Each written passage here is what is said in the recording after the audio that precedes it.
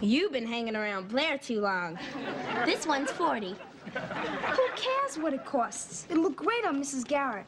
Joe, we don't have enough money. Forget the money. It doesn't have to cost anything. What are you talking about? Look, the store did a number on us, didn't it? Well, now it's our turn. You're not gonna... You won't.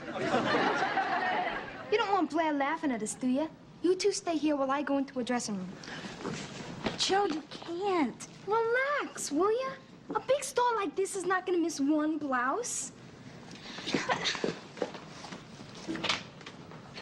If she gets caught, we'll be accessories. How can we be accessories? We're in sportswear.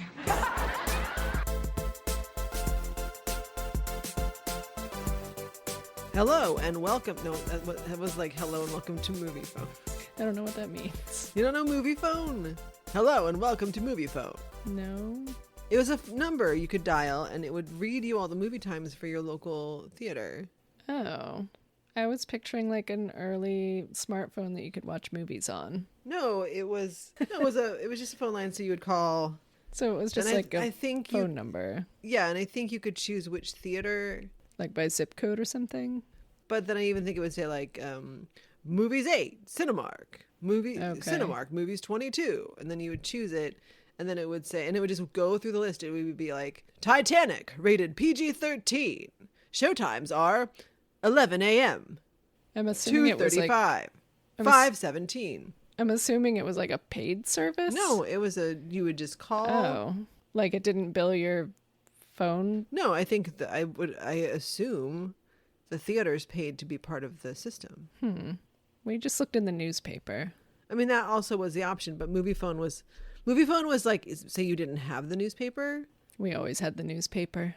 So you're out and about with your friends and you have a newspaper in your pocket?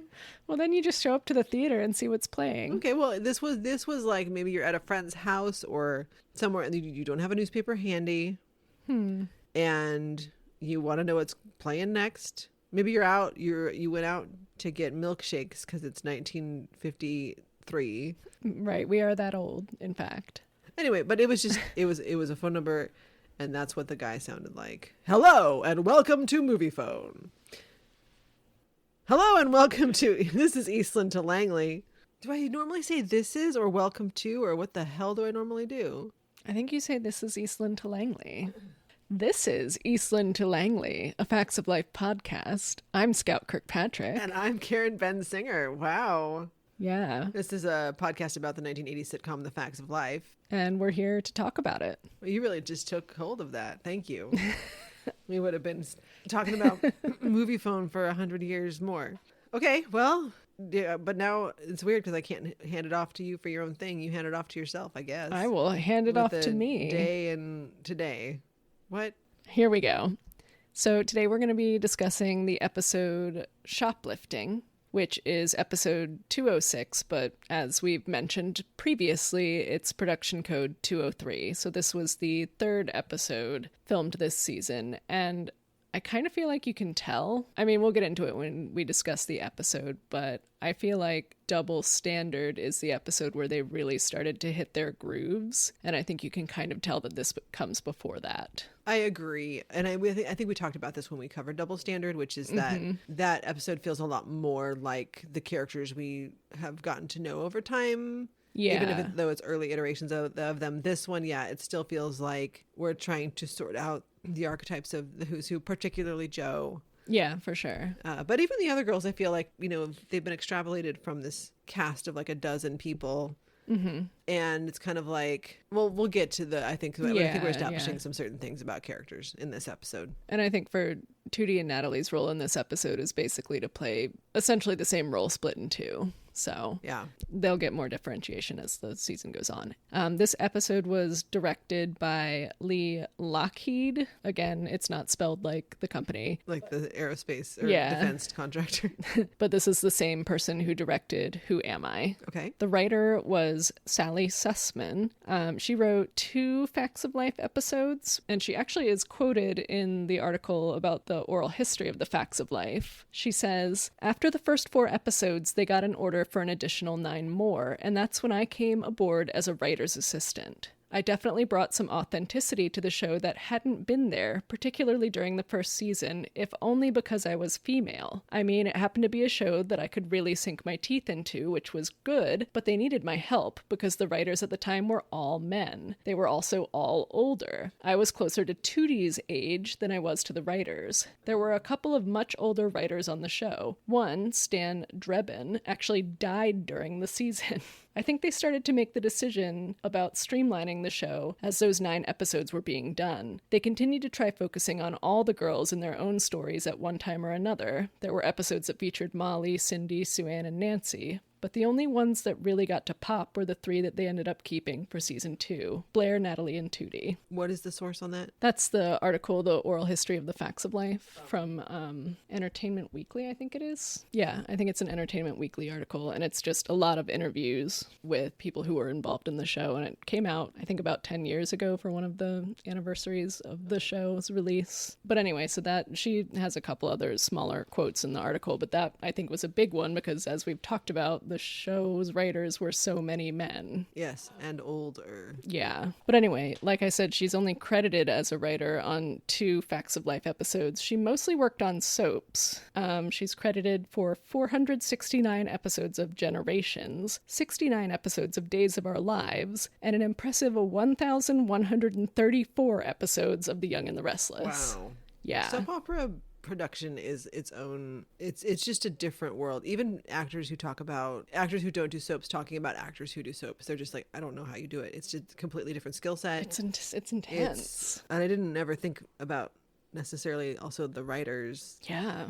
So this episode aired on December 31st of 1980, which was a Wednesday, so right at the end of the year. And for this week in history, on Sunday, December 28th, a calf named Tennyson set a new record, living for 222 days with an artificial heart. Wow. So that was like a big thing in science at the time, is trying to develop artificial organs that could hopefully be used on humans someday. I think he only lived for 267 days total, though, so it wasn't considered a complete success. On Monday, December 29th, a Democratic politician from New Jersey named Frank Thompson resigned from the House of Representatives just before his term was set to end, and it was because he was part of an FBI investigation called Abscam, which was trying to find instances of bribery and corruption among U.S. politicians. And this man ended up spending 2 years in prison after being found guilty. Sometimes politicians do go to prison for their crimes. Or at least they used to.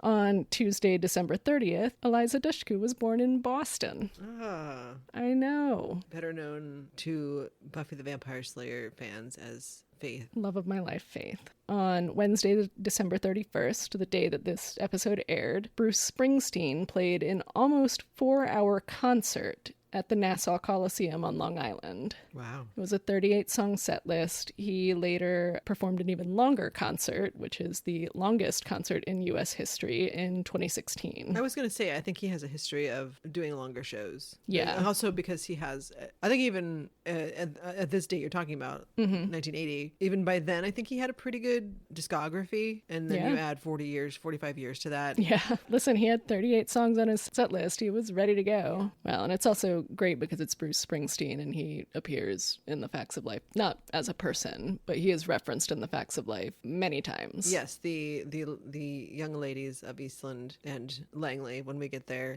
are fans. Big fans. Definitely fans. Also, on this day in history, scientists in Boston develop a method to screen for carriers of cystic fibrosis. Before then, they could only screen for someone to have it.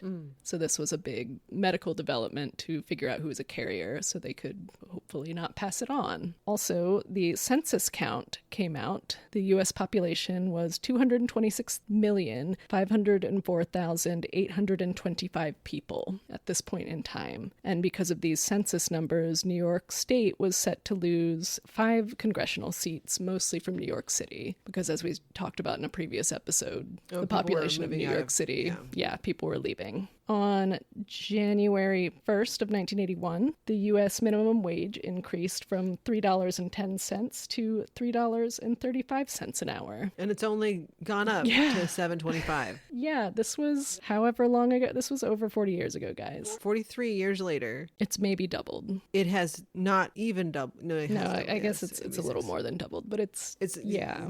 Yeah. Just think about how much your rent has gone up. That's the federal wage. Correct. But still, some states still follow the federal wage. When they gave a whole 25 cents, like back then, like that's what they felt inflation required. But 25 cents into 3 and change percentage-wise for sure. is like... No, I'm saying it's a good amount. Yeah, of course. I'm saying if you do the math on it, whereas if you do 25 cents onto 7.25, it's not the same. It would have to come up like 75 cents or something. I don't know. It needs to come up $75 more. Yes. On January 2nd, which was a Friday, the Yorkshire Ripper was arrested after the largest manhunt in UK history. And on January 3rd, which is a Saturday, Princess Alice, the last grandchild of Queen Victoria, died at 97. How wild is that a grandchild of Queen Victoria was still alive in the 80s? The top song was still John Lennon, Just Like Starting Over, again, because of his recent assassination. For movies, nothing new really came out this week, and Stir Crazy was still #1. For TV, The Facts of Life was up against Soap, and a TV movie called Orphan Train, which is described as, in the 1850s, a social worker and a photographer become involved with orphans being transported from the slums of New York to new homes and families in the Midwest, which is a weird premise. Something else to consider, I guess, in the placement of this episode is this episode ran on New Year's Eve. Mm-hmm. So I'm also wondering if they took what they felt wasn't as strong of an episode That's and possible. slid it into this spot.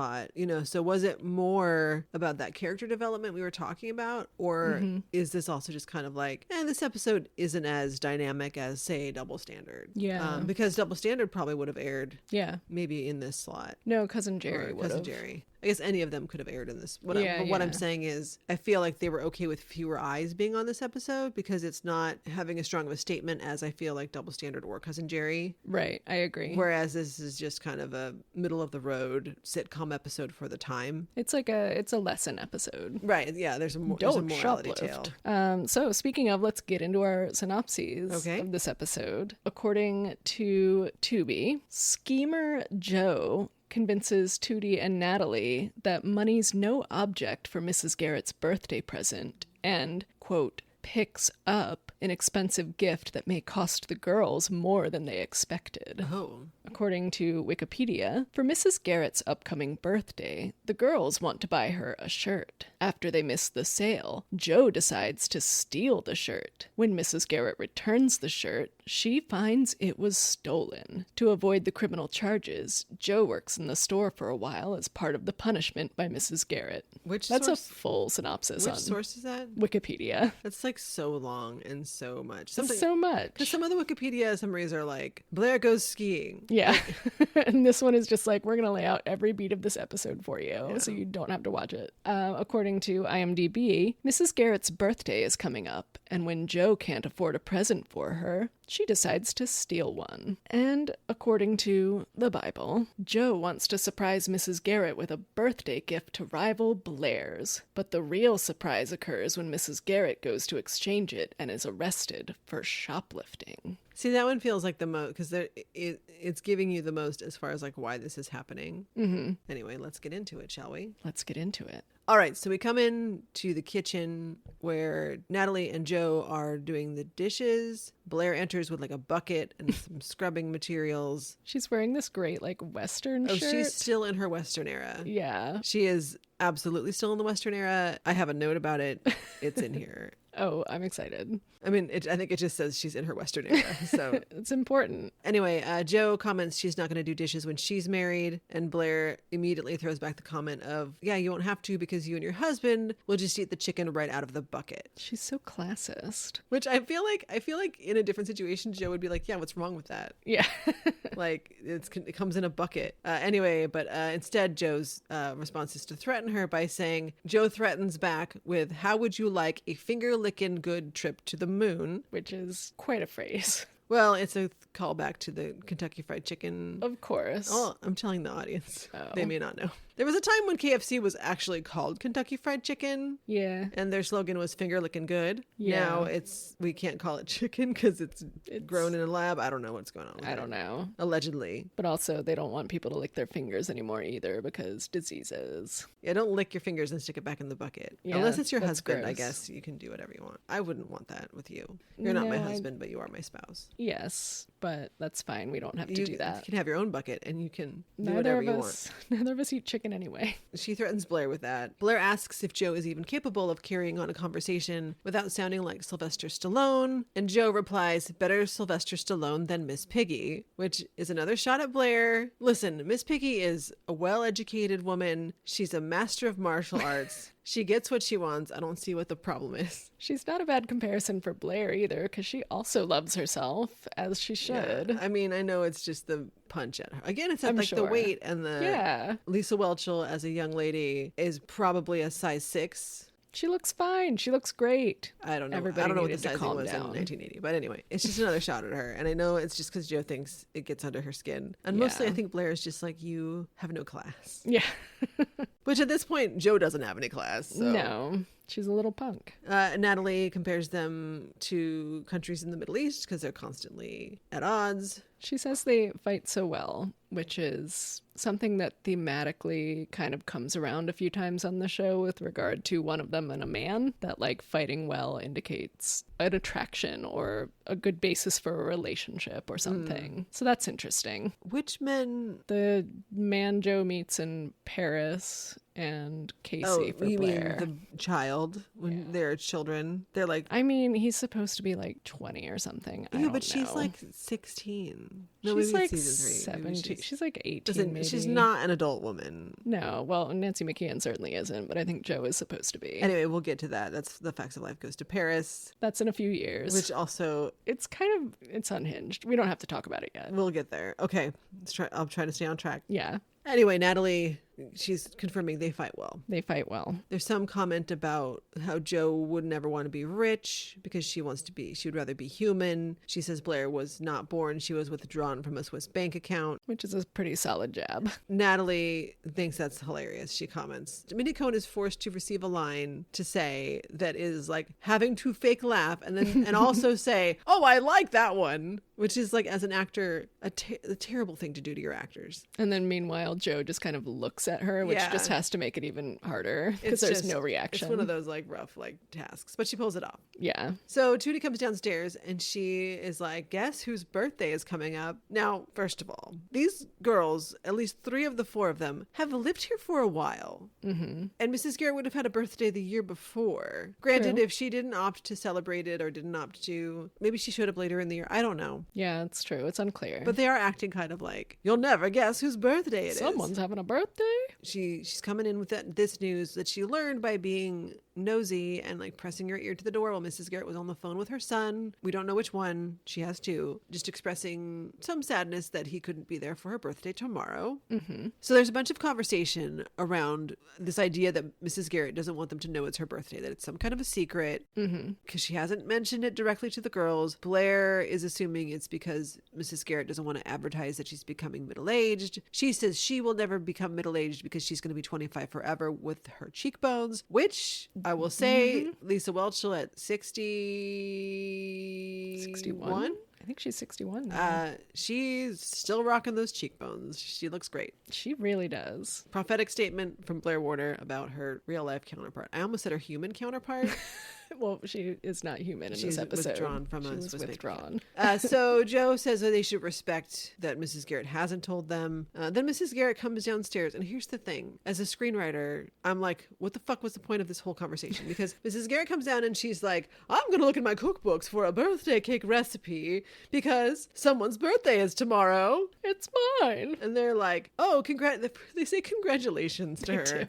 That is her birthday. I don't know why we had to have all this secrecy around her birthday when she's going to come down and tell them it's going to be her birthday. Like, there's no plot relevant reason for them not to know. The only thing I can think of is like a character development moment for Tootie, but we already know that Tootie eavesdrops. I mean, I guess because it forces them to have to quickly buy a present, maybe. Yeah. But it is one of those, I feel like it's one of those writer's room workarounds of like, well, how do we explain that they didn't know? Why wouldn't, like, whatever. But I feel like you could have had Blair did plan ahead because she had the money and she already had the gift. And then here's my pitch on the fix is Blair knew she bought a present. She was ready to go. The other girls were like, oh, we haven't had enough money to get her anything nice. And so they're scrambling. And then she's offering everything that she offers here, which is to share the gift, like put the names on the card, whatever. And also Joe wouldn't necessarily know. Right. Because she's new. So you could have caught Joe off guard. Yeah. Anyway, we'll get there. Well, when Mrs. Garrett comes down before the big reveal that it's her birthday tomorrow, she's checking Blair's work on the oven because her job was to clean the oven. Blair comments that she doesn't think that they need the oven. They could just fondue everything. But Mrs. Garrett then discloses she needs the oven to bake a cake for tomorrow and all that birthday stuff.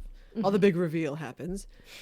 They all let her know they thought she was keeping it a secret and that she was worried about being over the hill, but she's like, I don't feel that way. And then there's more about her dieting and her fitness, whatever she's been doing. There's a lot of that just conversation there. And then she decides to jog to some office to do something. She's like, I have to walk over. I guess I'll just jog. And but you know she had to be wearing out. like heels. Or like, certainly not jogging shoes. No. Some kind of a hard woman's shoe. Yeah, something. Or maybe she wears an orthopedic. I don't know. Maybe. She's middle-aged. We don't know what's going on. They don't know what's going on. I mean, I guess the real purpose of the scene is to just highlight the distinction between young people don't know what it's like to be old and old people are going to tell you it's not as bad as you think. I guess that's the point of the scene. There's just a lot of weird... Again, if this was written early on before they brought this woman in, like, I just feel like we heard from this writer, well, that they brought her in to write this episode. So maybe she was just like, I don't know, you haven't defined any characters. Like, this is what we're going to have to do.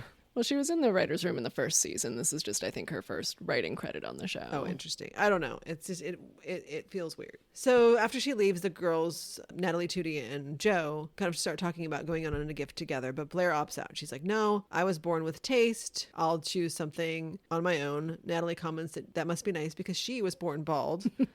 Very funny delivery. Blair offers to put their names on the gift if they would like. But Joe, again, she's got that chip on her shoulder. And she's like, I got my own money and my own taste. I'm not sure how she has her own money because all their free time is spent working in this kitchen to pay off a debt that they owed. I mean, she had money to go to the arcade that one episode. I guess so, but I don't know where it comes from. Maybe she's doing moped repair jobs on the side. I don't know. She could be doing people's anything. Bikes. We see the ways that she figures out to make money, like later in the series. She's very resourceful. She is. Anyway, somehow she's got money. So they decide they're going to do their own thing. Joe insists she's going to pay her own way, that she has her own taste and her own money. And Blair says, yeah, I know. That's why I offered to let you jump on my gift. But the other three decide they're going to go in together. Blair still, again, she's like, if it doesn't work out, don't worry. You can put your name on mine. And this is where I have the note that she's still in her Western wear phase. So she leaves. The other three kind of assess their wealth. And together they have about $15. Yeah. Give or take. I also love that Natalie is trying to get rid of her Susan B. Anthony dollars because she just hates the way they made her look. Yeah, they made her look like Charles Bronson. Poor Susan B. Anthony. Listen, if you're going to be on a coin, you got to just accept it. Tootie, from her eavesdropping, overheard Mrs. Garrett talking about how she wanted a Hawaiian print blouse. Natalie saw in the newspaper that the local department store, Harrison's, was having a sale on Hawaiian print blouses for $14.95. So everything is perfect. Great. They all agree. So they go to the next day down to Harrison's and they're in the women's wear section and they're browsing the blouses and this snooty 80s saleswoman comes over. She has the same energy for those of you who have seen the film Pretty Woman when she first goes into the boutique and they're like, everything in here is very expensive. Yeah, she's kind of great. I looked at her IMDb and she stopped working in the late 80s, but she lived until 2016. She lived to be 97, this woman. Wow. Yeah. Well, but she had a pretty long IMDb list. She was in a lot of things. I can understand why. She was a very great kind of character actor for this kind of a role. They go to the department store. This snooty saleswoman tells them that the blouses for them are on the 3rd floor, but they inform her that they're there to buy a gift. And they ask where the sales blouses are. And she's like, oh, none of them are on sale. There was only a one-day sale. So the sale ended yesterday. Natalie says, wait, I just saw the ad in the paper yesterday. And she says, well, it was a one-day sale. And all of that makes sense to me. But they're like, well, it didn't say that it was a one-day sale. She's just like, I don't write the ads. Yeah. Natalie throws out a comment about Ralph Nader, which I was like, what? But Ralph Nader was kind of key in establishing a lot of consumer protections. So at that time, that name would have meant that versus in the 2000 election when he was the third-party candidate that split a very important vote. But I think like he was most known for automobile safety, I think. Am I right? I thought it had to do with making safety features in cars that actually fucking did something. I think he did there was a lot of work that he did. There was a point in time where his name was synonymous with consumer protection and safety versus what he would be known for about 20 years later. They're also upset about this ad. And I'm like, yeah, it does kind of suck that the ad ran, but as long as they honored it the day that they read it in the paper. Yeah, you can't really do anything about that. It's just a great sales tactic to get you to come down there, and then they feel ripped off by this. Yeah, and the sales lady is literally the epitome of, I just work here, I'm just doing my job, I can't help you with this. I'm barely making $3.35 an hour. That's probably exactly what she's making. They do ask, where are the Hawaiian print blouses? And she's like, they're over here, or they're $30 because they're no longer half off. And so she leaves them alone. Joe grumbles about the store pulling a bait and switch. Natalie suggests they just go buy some cheap cologne, but Joe refuses. She doesn't want to buy anything cheap. She doesn't want Blair rubbing their noses in this situation, which is her biggest issue. This is what it's actually about for Joe. Like, it's going to be coached in these terms of like, this is for Mrs. Garrett. She deserves what she wants. She deserves the best. But like, when it comes down to it, Joe is trying to like compete with Blair. Well, and it's interesting that she constantly is doing this. And I mean, granted, it's in the very early phases of them all knowing each other, but like Blair doesn't usually rub their noses in it. She's generally trying to say, and listen, I'm not trying to like rewrite her character in a sense to be like, she doesn't act vain or rich or selfish. Even though sometimes I'm very defensive of her, but I feel like in this case, she was like, I don't mind buying the nice gift. And then if you all want to present it to her with me, that's fine. She doesn't see a problem with that. And I think the other girls probably wouldn't if Joe wasn't there to interject with this thing of like, no, I'm going to have some self-respect. Like for her, it's about this self-respect idea of you're not better than me. Cause that's her whole thing is like, oh, you think you're better than me? And Blair's like, I just asked if you wanted a salad. Like, it's like, No, it's true. But also I think in the case of Blair, there are completely innocent things she does that would feel to someone like Joe like having her nose rubbed in it. So it's at this point in their dynamic, in their relationship, they don't get each other yet. Right. So Joe is determined to get a blouse that Mrs. Garrett will like. She doesn't care about the cost of it. She finds one that she thinks will be great. It's $40. Natalie reminds her that they don't have that much money, but Joe's like, it doesn't matter. The store tricked them with their lousy ads, so she's going to really stick it to the store. And again, she repeats that she doesn't want Blair to laugh at them if they buy some cheap gift. And Joe takes a blouse into the dressing room. Joe insists the store won't miss it. While she's in there, Natalie comments to Tootie about how calm Joe is about shoplifting. She's freaked out because she's citing thou shalt not steal. It's one of the commandments. Tootie suggests maybe it's not official until they put it on a t-shirt, which I also feels like such a commentary about the era. T-shirts with slogans on them, I think really, I feel like maybe it also really kicked into overdrive with like the advent of the shopping mall being the place to hang out, because they would have those custom shops where you could get shirts made with slogans on them. I'm sorry, I just kind of took a little mental journey, but through the 80s, it was a bigger deal to have shirts with printed stuff on them in a way that we wouldn't even second guess today. It's so easy not only to get shirts of stuff that you like, but custom shirts are very easy to come by. Yeah, true. But anyway. Yeah, and that was something I didn't really get. I was just like, what is... Yeah, but that makes sense. It was just an era of like, you were making a statement if you had it on a shirt kind of a thing. Yeah, that makes sense. Joe comes back from the dressing room. Natalie's relieved because she doesn't see the shirt anymore until she realizes that Joe has put it on under her sweatshirt. The tag is sticking out. And so Natalie comments on it, and Joe tucks it in just in time because the security guard is stopping them, because Joe's trying to just kind of like usher them out of the store. And the security guard stops them, and it's really dramatic until he says, oh, girls, you'll need to use the other exit because they're doing sidewalk construction or construction on the sidewalk or whatever the hell's going on out there. But they're like, oh, thanks. And they run out the other door. And you can see like when he stops them, Joe gets like this look on her face, not like she thinks she's about to be caught, but like she thinks she's about to be like hassled and that she's going to have to defend herself. She does not look concerned. Right. She's certain she got away with this, and she's just like, just going to have to talk to security. It'll be fine. She's probably thinking too, like, these are the other two just need to keep their mouths shut. Yeah. I think she's worried about them. Yeah, she's far more worried about that. So then we cut to Blair and Mrs. Garrett in Mrs. Garrett's room. Mrs. Garrett is opening her gift from Blair, and it's a Gucci purse. And she's just kind of like fawning over it, like, ooh, thank you. Oh, how lovely. It must be very expensive. And Blair's like, yeah. Mm-hmm. She's so proud of herself. The other three show up to the room to present their gift to her. Joe picks up the Gucci purse like it's a dead fish. Comments on it. Tootie is looking at it and she makes this observation. She's like, look at all those G's. It's personalized, like for Mrs. Garrett. And Mrs. Garrett says, no, the G stands for Gucci. And so Tootie has this joke about, Blair gave you something that's secondhand. Blair's offended by that notion. She's like, excuse me. So they present their gift to her and she opens the box and it's the shirt. She says that it's beautiful. It's a very loud. The audience laughs when she pulls it out and is delighted by it. It's probably pure rayon polyester. It's a lot of bright colors. There's a lot going on with it. This is what Joe means when she says she has her own taste. Well, to be fair, she was going off of Mrs. Garrett's request. And she was right. But Joe makes a statement about how it wasn't cheap, to Blair. Mm-hmm. Natalie counters saying it wasn't much of a financial burden for them all. Blair clocks that it's not in a Harrison's gift box. And she asks why not. And Joe Polachek. Joe bullshits her way through this thing about how the wrapping department was busy, so they just got their own box. Mrs. Garrett is overwhelmed, saying, you shouldn't have. Joe just says, Tootie told us you wanted one of these shirts, and Mrs. Garrett says that it's dazzling. Blair hates it. She thinks it's gaudy. She says this is blinding. She suggests that Mrs. Garrett can exchange it, but the other girls are like, no, it's perfect. Don't take it back, because if you go, then they'll know that we lost the receipt.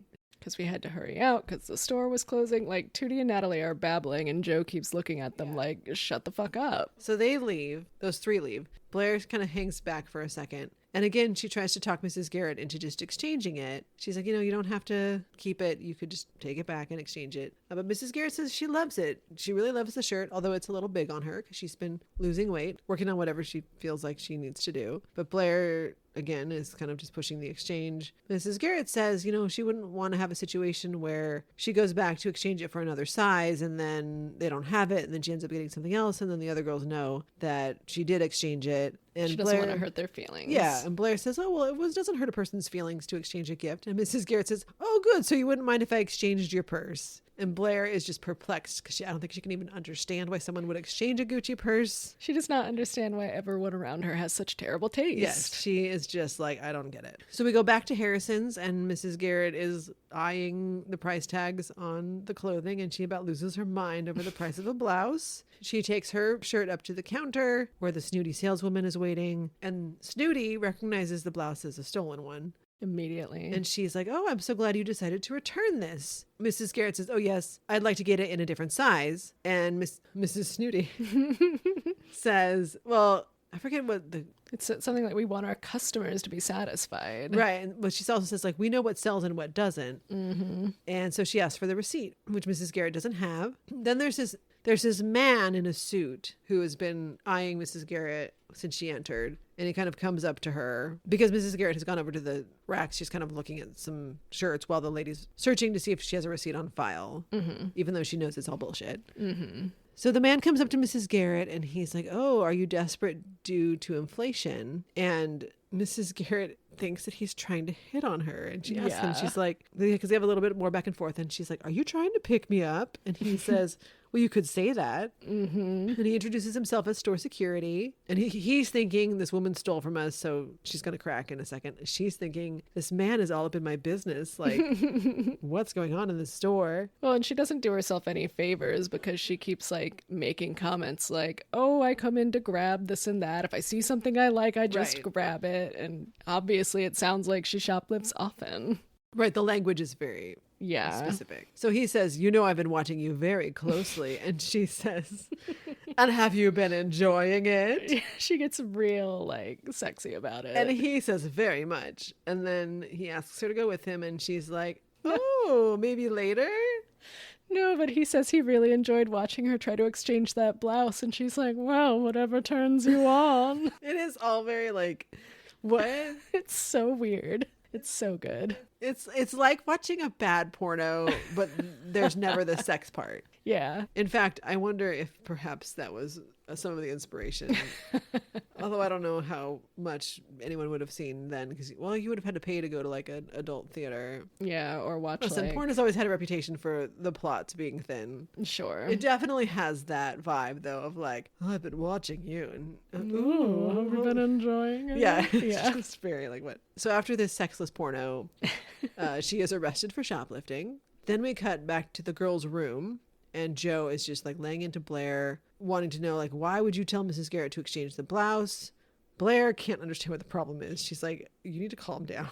Which she has a point. Like, it Right. just seems like Joe is going off on her for no reason. Correct. And the other girls are like pitching scenarios of danger. Natalie's like, what if she gets her heel caught in the escalator? Tootie like, what if her bus is hijacked? And Blair's like, oh yeah, that happens all the time. You're all out of your minds. You act like I've sent her to her death. And then there's a knock at the door and Mrs. Garrett enters. And again, this feels like a situation where we're playing up this whole thing of like, oh my God, oh my God, oh my God. And then just like the situation is immediately resolved. Yeah. At least in this case, it made sense to me why they were like having these bizarre fantasies about what might happen to Mrs. Garrett at this door. But Yeah. it's all very like quickly escalates and quickly de-escalates because there she is. She's back. I do want to point out that Blair is sitting at her desk wearing a pink outfit and like writing on a pink piece of stationery. So she is well coordinated right now. Oh, she's also, because she's wearing like a pink cardigan vest and then a Yeah. pink shirt. It's very pink on pink on pink. So much pink. Yeah. Good for her, Truly. though. And this the day after Joe called her Miss Piggy. She was like, you know what? She leaned into Fine. it. Fuck you.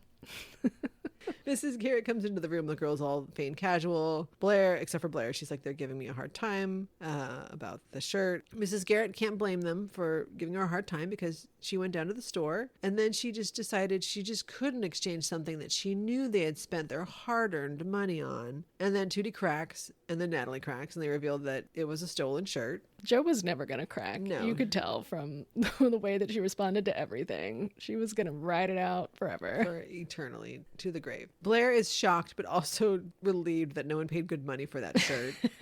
Joe steps up and she comes clean to say she was the one who stole it. Tootie and Natalie were just there. They didn't actually steal help. the shirt. Yeah. And Mrs. Garrett says, oh, I had a feeling something was wrong when they arrested me. And they're all like, what? You were arrested? In your middle age? Are you okay?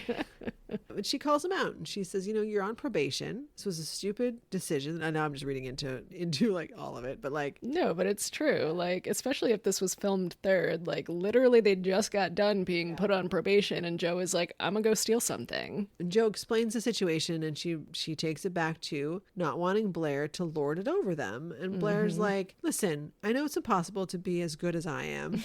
The audience like screams with laughter about that. But it is like actually a genuine apology from Blair, Right. even though it's phrased in a way where it sounds like she's kicking you. Truly. But she's like, you know, I don't expect everyone to keep up with me. I'm just here. Like she's, I think, kind of just saying like, you know, you can't beat me. Yeah. And But I know am- that. Yeah. And I'm aware of that. But like, you don't have But I to wouldn't- act like I'm yeah. not here. Like that we couldn't do this together. Whatever. She's just, Yeah, she's apologizing. she's like, I'm a rich bitch. I know it.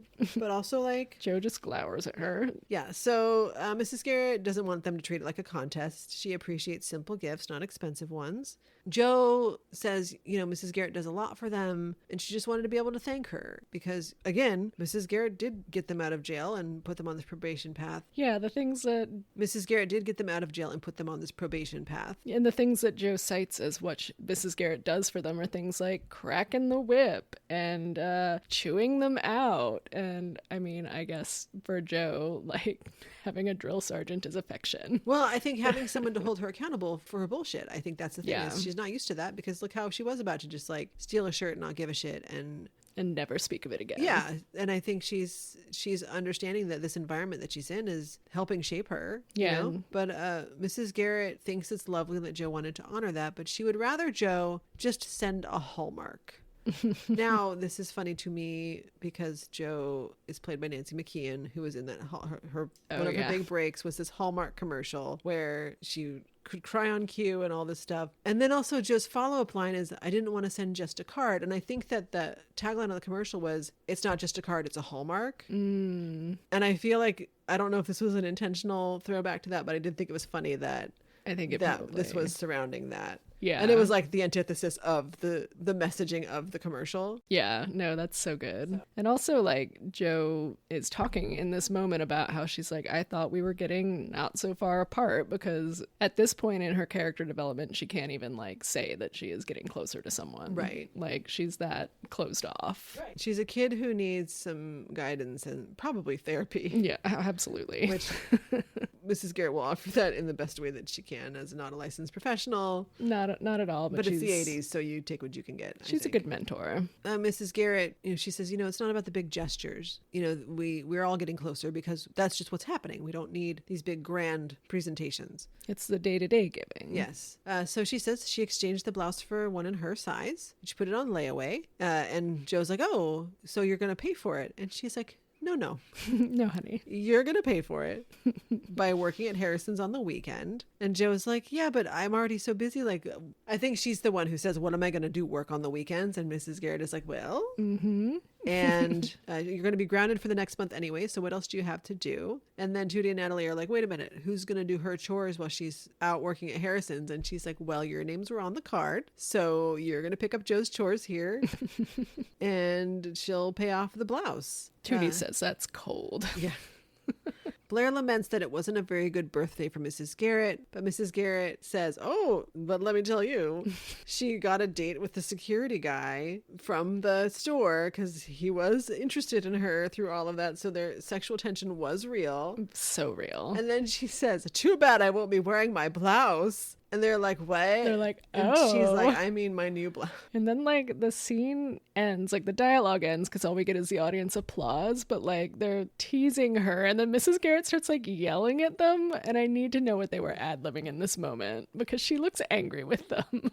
And I'm like, what just happened in the last 5 seconds? Maybe she was like, I don't know. Who knows? It's because they said, Mrs. Garrett, we know you fuck. Because Mrs. Garrett does, in fact, and fuck. she was like, I do not. I do know such You don't know. You don't know what I do. I don't know. I just need to know. But that was the episode. It's pretty straightforward. Joe steals a blouse. The word blouse is said too many times for my taste. It's uncomfortable. It was a very loud blouse. I probably had a shirt like that. Not like that style, but like I could have worn a shirt with that print. I'd wear one like that today. I would wear it today. I think it looks fun. It was real nice. Yeah, I thought it looked fun. It's really me. But then Blair Warner wouldn't look my way, or she would look my way and be like, what is happening? She'd be like, ew. Sick. It's a pretty just one plot episode. There's not really a B plot. No, yeah. It's all the same plot. And it's just this weird thing about like Mrs. Garrett's birthday. She didn't tell us about it. I think its purpose too is largely it's still trying to introduce Joe. And so it's giving another Joe plot line of look how bad she is, but like she also has a good heart, so her intentions are in the right place. She just shoplifts. I think the thing is that because they flipped the location of this in the lineup, by the time we get here, we don't need this episode about I this. agree. Like we already understand what kind of person Jo is. We understand what her history is because we get that from New Girl 1 and 2, and then from even more from Double Standard, right? Yeah. So we've already hit it enough times, and then this one, because it's not as developed as far as the characters and the work they put into it, it does feel just like an extraneous episode, which I think is why it aired on New Year's Eve. Yeah, at like 8:00. I agree. And I mean, it's a fine episode, but it's not one of the more memorable ones, and it does feel like they're still finding their feet. It feels kind of like a fan fiction. Yeah, where the dialogue is slightly off and the characters aren't exactly right. Yeah, like... it feels like someone was like, I have this idea for a fan fiction where Jo steals a shirt.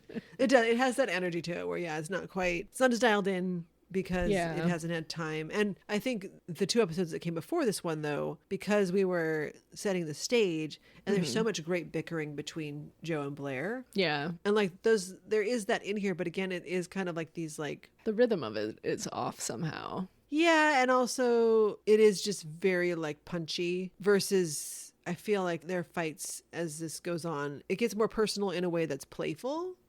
Yeah. And this just feels like clever writing. They're just being catty. Yeah. Which, I mean, that makes sense for who they are at this stage. But Joe really, really grows so much. And to compare this Joe to season 9 Joe is a person who has, one, is a person probably being written by someone else entirely. Well, definitely. A different room of people. But if you just want to look at it canonically, it's a person who's grown up. And I think that's really wonderful. We've mentioned this before. We do see this throughout with everybody, kind of either finding their voice or taking a trajectory or figuring out what's important to them.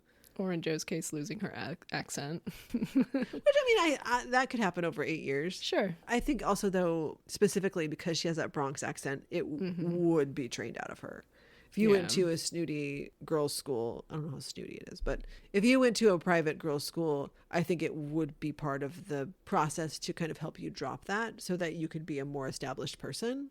And then also to go to a private college, like that's implied to be at the League of Ivy level. Yeah, so I do think that if we are trying to work within the canon, I do think that her shaking that Bronx accent in order to be seen as just be taken more seriously would make a lot of sense. But let's track it and see kind of where it drops out. I think it's when she loses the ponytail. I think the ponytail and the accent go hand in hand. And I wonder if that part of it is like an actress thing, like when she When the put hair that came hair up, that she really like stepped into it. I don't know what it is. And then she was like, damn it, I can't do it anymore. No, but there are times in later seasons where she does kind of hit certain things where I'm like, oh, it's still there. It is still there a little bit. I like to believe those are the times that she went home for the weekend and then she comes back and she's just got a little bit of punch to what she's saying. But yeah, it is a softening of her character that happens that in so many ways makes a lot of sense. Because I also think for Joe, for herself, that she would be like, I'm not ashamed of being from the Bronx. Sorry. I'm not ashamed of being from the Bronx. But she would get it that it's part of the exchange is I'm going to study, I'm going to do this, I'm going to drop it a little bit, learn how to speak quote unquote correctly, especially for the era. That seems right. Yeah. It's not anything that's ever directly addressed, but it does make sense for the character. Yeah, I agree. Now, why Blair Warner occasionally has a Texas drawl. That's beyond anyone's control. I don't know what's going on with that. She's like every once in a while I'm stricken with the oil money. The oil money that we have in our family. I don't know where I don't know why she's from Georgia in this situation. Isn't her mother's father from Georgia, we find out? Yeah, but that's still not Texas. And her mother certainly does not talk like she's from the South. She talks like she went to about 50 Monica, different let me tell you schools. about Monica 1 and 2. Monica 12. Monica 12. Monica she would have been at Eastland in the 50s? Sure. 50s or 60s? Probably. How old is she? We don't know. Yeah, we don't know. Eternal, beautiful, grace. Forever. She had Blair when she was Klein. about 20, I think it is revealed. So what I'm saying is she absolutely would have been someone who went to a prep school in upstate New York and would have learned how to speak quote unquote correctly, little mid-Atlantic standard, and she would have dropped that. I 100% believe she would have come to New York and dropped that accent as soon as she could. Of so course. that she could be part of the elite. Yeah. Which is interesting too, because then she's like Georgia money. She's like Southern money. She's Southern money. And married into New York money. And then she was so like Blair controls all of the Eastern Seaboard. Like she like seriously. The Blair Warner legacy. Yeah, because Carlton Blair, David Warner. Carlton Blair is not her mother, to be clear. That's her grandfather. We'll get to him. He's a piece of work. Blair is named after her mother's maiden name, and then her father. No, yeah, her father's last name. Yeah, she doesn't have a middle name. She doesn't need one. No, she doesn't. She controls all the Eastern Seaboard. That's. I do feel like she has to have a middle name because her mother has like 12, and it's not just her former married names. Maybe that's why she was like, we'll keep it simple. Maybe. Blair, what would it be? We'll never know. I mean, in that era, it would be like Blair, probably some fancy shit. I'm sure. It's probably something in It's Italian probably or Blair French. Monica Warner. No. No, it's probably something in French. I don't know. Blair Monique Warner. Sure. Blair Angelique Warner. We'll try some on as we move through. Yeah, we'll figure it out. Anyway, yeah, so Joe loses the Bronx accent. I think you're right. The more her hair loosens up, the more her accent loosens up. Then when we get to the mullet era, forget about it. Yeah, don't even think about it. Although sometimes she ponytails her mullet. Yeah, well, it's less of a mullet by the time she gets to that. It's starting to grow out. A lot happens with hair. Right now, It's a we're journey. still at that. We're rolling into what, 81? Mm-hmm. We're getting into the Reagan 80s. Yeah. So hair's going to change, but right now it's pretty standard hair, Yeah. except for Mrs. Garrett. But her hair isn't even as bad as it was in season 1. Yeah. Where it was an enormous beehive. It was It's not a beehive. well, okay, it wasn't, but A beehive is like a Marge Simpson hairdo. Yeah, I know, but she was halfway there. It was too big. It was too much. It made her head look twice its size. Her necklace got caught in it when she tried to put it on, and Blair had to help her. It just was too much. I mean, I don't disagree.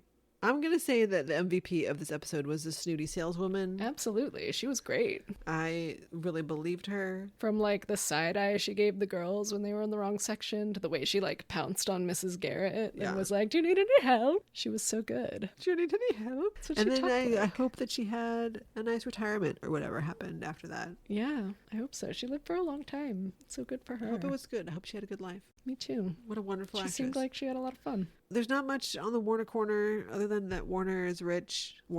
Blair. Well, the Warners are rich. They are, in fact, rich. And that Joe feels the need to compete with her at this point. I But think- Blair is just like, what are we doing? It is interesting. Like, unprovoked, Joe just keeps being like, I'm not gonna let you rub my face in this. And Blair's Yeah. like, what are you talking about? When, like, yes, of course, Blair is the richest among them there, but, like, Tootie and Natalie also come from a lot more money than Joe does, and she doesn't resent them for it. Well, but also, I think they don't have access to that money when they're at school. I mean, Yeah. Natalie has $5, 3 of which are her Susan B. Anthony coins, where she doesn't like the way she looks. And then, Tootie has, like, $6. yeah, it's not, even with inflation, Sure. it's not that, what is the amount of that? What is that in today's money? So $1 then would equate to about $3.81 today. So hold on, let me calculate that minimum wage rate. With the inflation, minimum wage federally, if we were doing it correctly, should be $12.77. Yeah.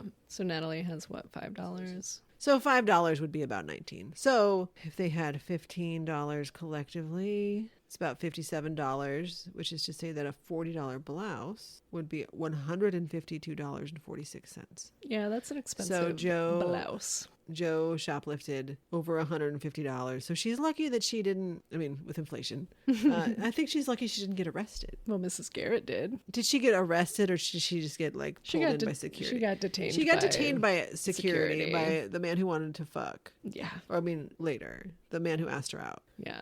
Listen, Mrs. Garrett, I understand it was traumatic for you, possibly, but like, But that was not an arrest. Joe has probably been actually arrested. they didn't like take her into the little room and they were like, "Tell us what you know." That's probably what that man did. I mean, that man seemed like he played like good cop, bad cop all on his own, you know? All it was. Also, that actor will return. Oh, yeah, we should have mentioned that. Well, yeah. I'm mentioning it right now. Yeah, that actor comes back in season 6. Yes. Yeah, season 6. As a different character. As a totally different man that Mrs. Garrett has known since like childhood. So Like, this is the age of, like, again, you saw it when it happened.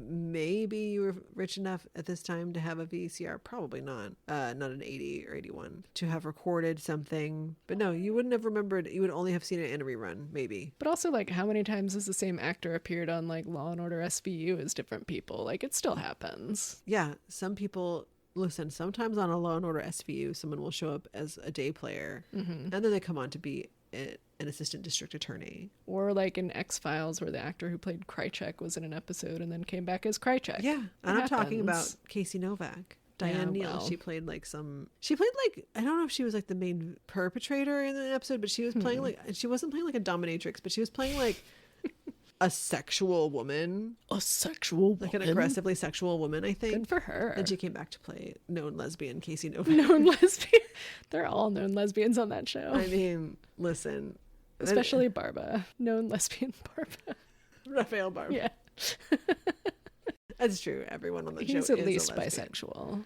I was thinking the other day about my favorite thing, which is, what do I call it? When it's like the courtroom scenes and it's just like the bisexual stare. Oh, Because it'll be like, doon, doon, and then it like will show someone and it's like a long push in for like 3 solid seconds. And then it cuts to another one. And it was like Rollins and then like Barba and then Barba and then, Carisi.